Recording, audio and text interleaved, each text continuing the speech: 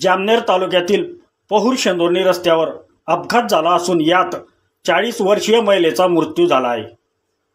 नासिर तुकडू तडवी यांनी पहुर पोलिसात दिलेल्या तक्रारीत म्हटले आहेत की दिनांक 2/3/2024 रोजी सकाळी 8:30 वाजता माझी चुलत बहीण शरीफा शमशेर तडवी यांना शेतात जायचे होते।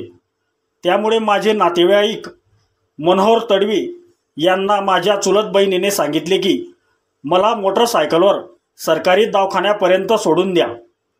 मोटरसायकलवर जात असताना पॉवर हाऊसपासून काही अंतरावर पाण्याच्या टाकीजवळ नवीन पिकअप गाडीने मोटरसायकलला मागून धडक दिली।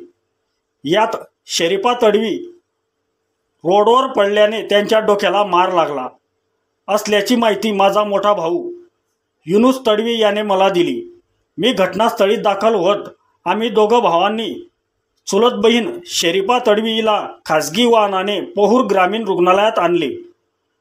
डोक्याला मार जास्त लागला असल्याने पुढील उपचारासाठी जळगाव येथे मी व रमजान तडवी आत्या तमिजवी सांडू तडवी आम्ही तिघे रुग्णवाहिकेने शरीफा तडवी यांना घेऊन गेलो असता जळगाव येथील डॉक्टरांनी तपासून शरीफा तडवी मयत झाले असल्याचे कळविले असे पहुर पोलिसात दिलेल्या तक्रारीत म्हटले आहेत।